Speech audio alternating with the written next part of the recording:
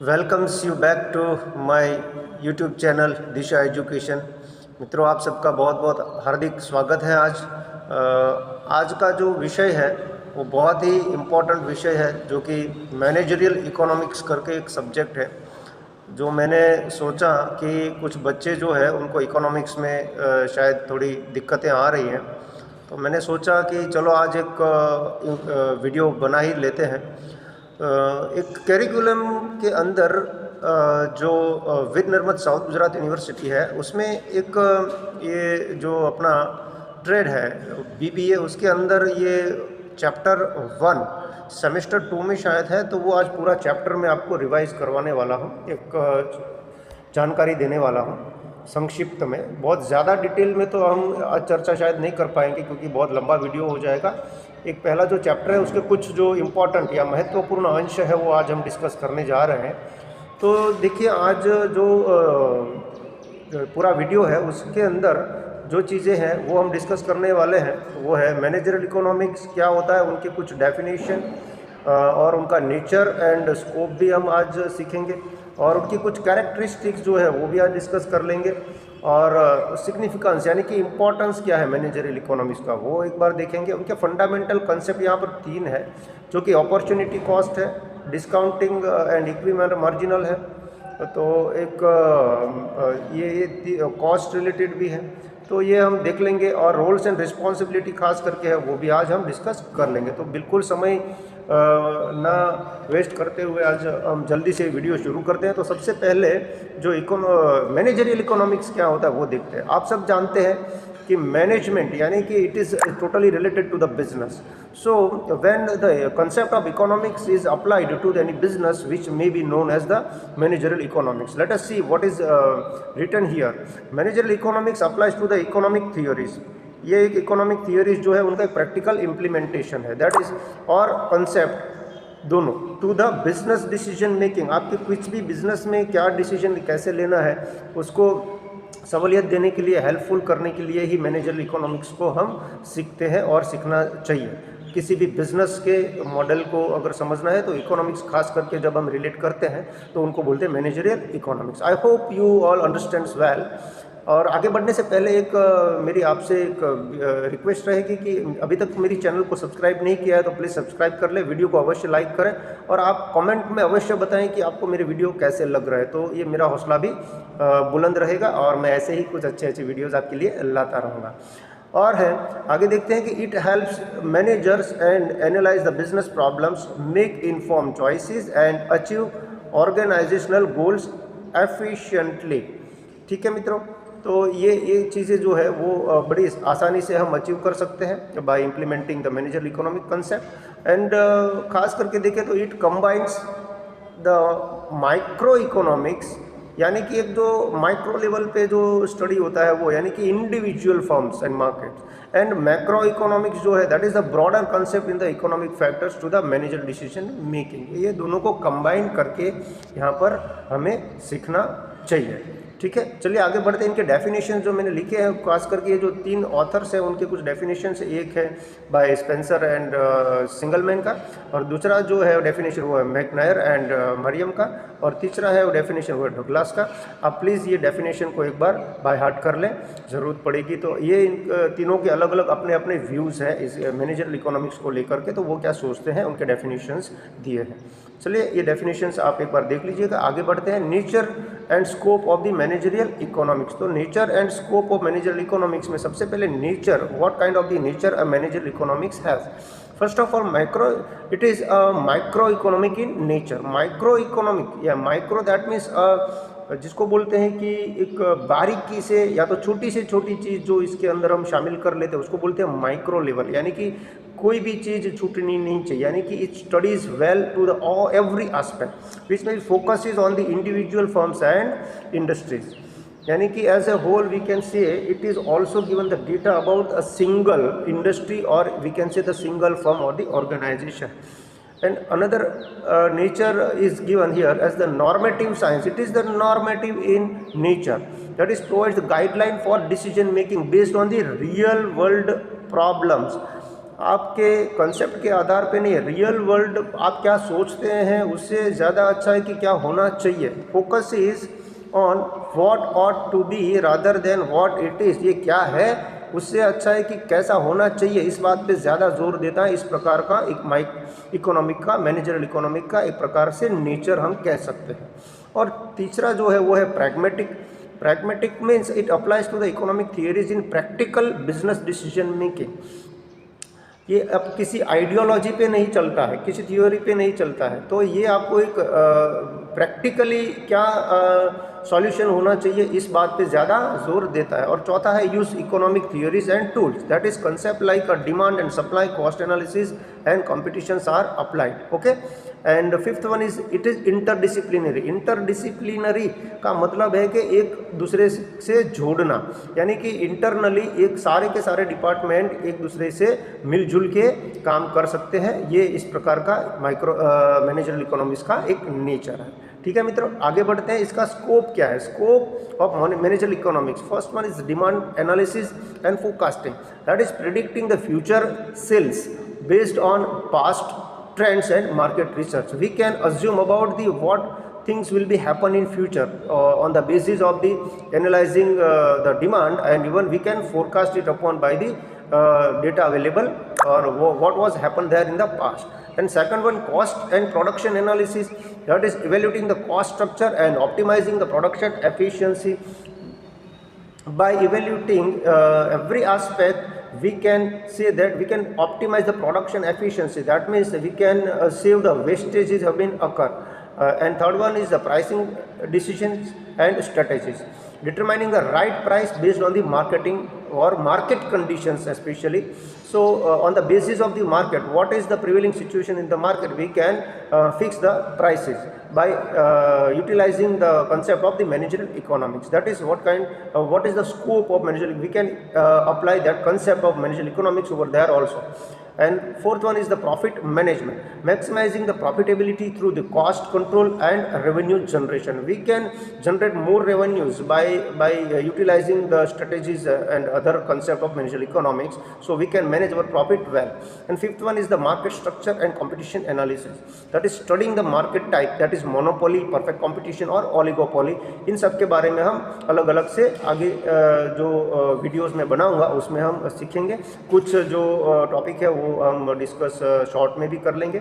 और सिक्स जो है इनका स्कोप क्या है, वो गवर्नमेंट पॉलिसीज एंड बिजनेसेस। तो understanding the taxation, regulations and economic policies, time by time government have changes the many things in the businesses and policies have been changed. So based upon that we can say the much more scope is there for the managerial economics. And now let us see what kind of the characteristics of the managerial economics, features, characteristics, ये सब एक ही चीज़ें हैं।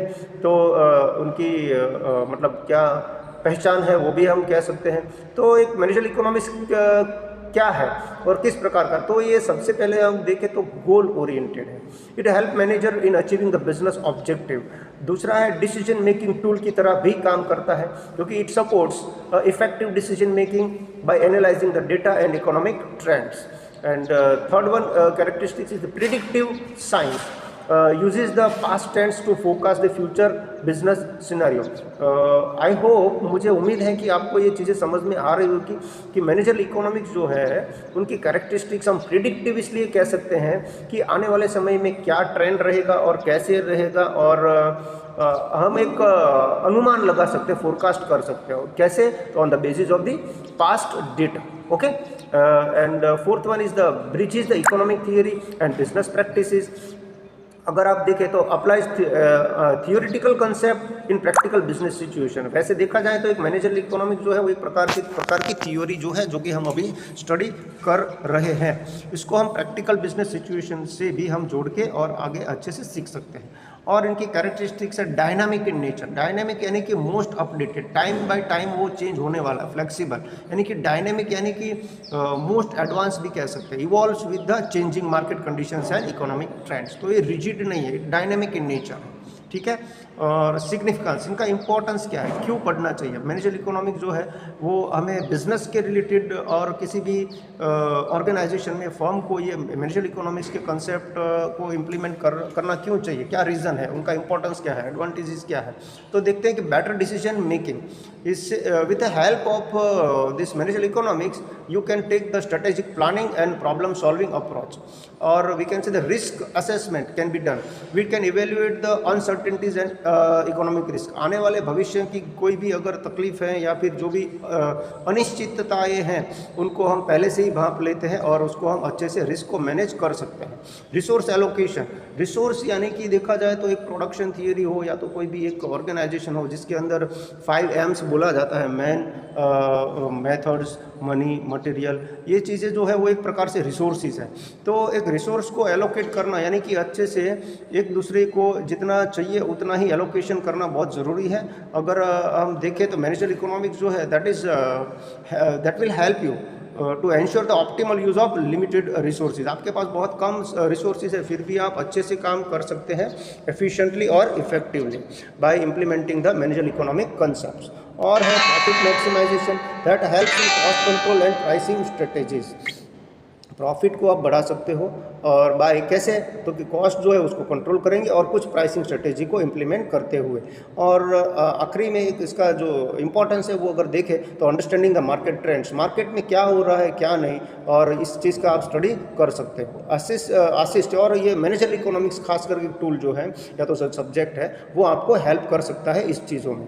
तो assist in responding to demand fluctuations and competition, बहुत ज़्यादा demand हो रहा है या तो डिमांड कम हो रहा है या तो बहुत ज़्यादा फ्लक्चुएट हो रहा है, ऊपर नीचे जा रहा है, या तो कंपटीशन मार्केट में बढ़ रहा है कम हो रहा है। इस कंडीशन में आपको क्या करना चाहिए उसका डिसीजन अगर आपको लेना है तो मैनेजर इकोनॉमिक्स जो है वो आपको ज़रूर से मदद कर सकता है। और देखें तो फंडामेंटल कंसेप्ट क्या है मैनेजर इकोनॉमिक्स के, तो 3 खास करके कंसेप्ट है। तो सबसे पहला हम देखें तो कुछ एग्जांपल के साथ मैंने यहाँ पर लिया है जिससे कि आपको अच्छे से समझ में आ जाए। तो अपॉर्चुनिटी कॉस्ट क्या होता है, the value of the next best alternative foregone when making a decision. जब आप कोई डिसीजन ले रहे हो तो कोई अच्छा ऑप्शन जो है वो आपसे मिस हो रहा है तो उसको बोलते हैं अपॉर्चुनिटी कॉस्ट। एग्जाम्पल यहाँ है, if a company invest in a new machinery instead of marketing the lost benefit from the marketing are the opportunity cost. यानी कि आपने मार्केटिंग में 1 करोड़ रुपया नहीं डालते हुए आपने 1 करोड़ की मशीनरी इन्वेस्ट कर ली, तो मशीनरी आपने ले तो लिया है लेकिन अगर वो 1 करोड़ आप मार्केटिंग के लिए लगाते हो तो मार्केटिंग से जो होने वाला बेनिफिट है वो आपने मिस कर दिया। तो इसी को, ये जो कॉस्ट है उसी को हम बोलते हैं opportunity cost. I hope you understand it well. ठीक है, जैसे कि अगर आप टेलीविज़न देख रहे हो, टेलीविज़न में भी अगर कोई चैनल पर आप देख रहे हो तो कोई प्रोग्राम अगर आप देख रहे हो तो आपको बाद में पता लगता है कि एक इससे अच्छा प्रोग्राम जो आपने मिस कर दिया तो वो आपका कॉस्ट हुआ, वो अपॉर्चुनिटी कॉस्ट है जो आपने मिस कर दिया है। ऑलराइट, आगे बढ़ते हैं। तो डिस्काउंटिंग प्रिंसिपल जो एक है वो भी मैनेजर इकोनॉमिक का एक फंडामेंटल कंसेप्ट है। That is future cash flows are valued less than present cash flows due to the time value of money. समय में की पैसे की कीमत रहती है समय के मुताबिक। आप देखें तो आज जो 1000 रुपये की वैल्यू है वो पहले बहुत ज़्यादा थी, आज उससे कम है। तो वैसे ही जैसे कि पहले ज़्यादा थी आज कम है, तो आने वाले समय में हो सकता है कि 1000 रुपये की वैल्यू इससे भी कम मिले। इसको बोलते हैं डिस्काउंटिंग प्रिंसिपल्स। ओके, और एक है 3rd नंबर का, वो है equi marginal principle. That is resources should be allocated in a way so that the last unit of the resource yield equal marginal benefit in all the usage. That is, a business should distribute its advertising budget among TV, digital or even print ads in a way so that each provides the same return पर रुपी spend. यानी कि जितना पैसा आपने लगाया है उसको उतना ही रिवॉर्ड आपको मिले। वैसे आपको बैलेंस में हर चीज़ में आपको लगाना चाहिए पैसा, यानी कि इक्वी यानी कि इक्वल मार्जिनल प्रिंसिपल, आपको इतना बेनिफिट इक्वल मिले वैसे आपको डिसीजन लेना चाहिए। ऐसे भी एक कंसेप्ट है मैनेजर इकोनॉमिक्स। ओके, आगे बढ़ते हैं। Roles responsibilities of manager economics क्या है कोई भी बिजनेस के अंदर। तो सबसे पहले देखें तो डिमांड एंड सेल्स फोरकास्टिंग करना है, दूसरा है कॉस्ट बेनिफिट एनालिसिस करना है। आपका रोल्स क्या है, रिस्पॉन्सिबिलिटी क्या है, तो कॉस्ट बेनिफिट एनालिसिस भी करना चाहिए। आपको प्राइसिंग स्ट्रेटेजीज बनानी चाहिए। You should set the competitive and profitable prices fourth one is the risk uncertainty analysis करना चाहिए, time to time regular update रहना चाहिए, assessing the financial and market risk क्या है चल रहा है। Fifth one market research and competition analysis, understanding consumer behaviour and competitive landscape. और सिक्स वन है advertising management and economic policies, economic policies को अच्छे से स्टडी करना चाहिए, एडवर्टाइजिंग मैनेजमेंट ध्यान से करना चाहिए। तो इससे क्या होता है, it help the firm to comply with the government policies, government की पॉलिसीज़ के साथ भी आप अच्छे से कंप्लाई कर सकते हो या तो उनको फॉलो करते हुए आगे बढ़ सकते हो। सेवंथ है resource optimisation, ensuring the efficient use of the labour capital and technology. आपके पास टेक्नोलॉजी है, अगर आप इस्तेमाल नहीं कर रहे हो तो ये तो आपका बिल्कुल ही डेड इन्वेस्टमेंट जैसा है। आपके पास लोग है, लेबर है, आप काम नहीं करवा पा रहे हो तो अगर वो फालतू में बैठ रहे तो आप उनको फालतू में सैलरी दोगे तो आपने इसको बराबर से यूटिलाइज किया नहीं। तो रिसोर्स ऑप्टिमाइजेशन मीन्स कि जितने भी रिसोर्सेज है उसको आप अच्छे से इस्तेमाल करो, ऐसा नहीं कि वो कोई किसी भी जगह पर वेस्ट हो जाए। ओके, तो यही एक रोल्स एंड रिस्पॉन्सिबिलिटी होता है मैनेजरियल इकोनॉमिक्स का किसी भी बिजनेस के अंदर। और फाइनली एक कंक्लूजन पे अगर हम आए तो देखिए कि managerial economics serve as the crucial tool for the business decision making by applying the economic theories. Business can optimise cost, maximize the profits and adapt to changing market conditions. It bridges the economic principles with business strategies, ensuring companies to operate efficiently and competitively. I think कि ये जो आज का topic है या पूरा एक chapter है वो आपको समझ में आया होगा। मैं आगे आने वाले दिनों में कुछ और इकोनॉमिक्स के ऊपर वीडियोस बनाने वाला हूँ, जो भी चैप्टर्स हैं या जो भी कंटेंट है कोशिश करूँगा कि ज़्यादा से ज़्यादा आपको मैं अच्छे से सिखा पाऊँ, समझा पाऊँ। जो आपको समझ में नहीं आता तो सिर्फ एक वीडियो के माध्यम के द्वारा आप इसी को अच्छे से समझ सके, जो कि आने वाले समय में आपको बहुत ही मददरूप साबित हो। और भी मेरे बहुत सारे सब्जेक्ट पे मैंने वीडियोस बना के रखे हैं जो कि प्रोडक्शन पे है और भारतीय ज्ञान परंपरा पे भी मैंने काफ़ी वीडियोस बनाए हैं जो कि मेरे प्लेलिस्ट में आपको मिल जाएंगे। तो आप वीडियो को अवश्य लाइक करें और चैनल को फिर से एक बार बोलूँगा कि आप प्लीज़ सब्सक्राइब कर लें और बेल आइकन को अवश्य दबा लें, यानी कि नोटिफिकेशन आपको मिलता रहे जब मैं कोई नया वीडियो बनाता हूँ तब। ठीक है, तो आज के लिए इतना ही। Thank you so much.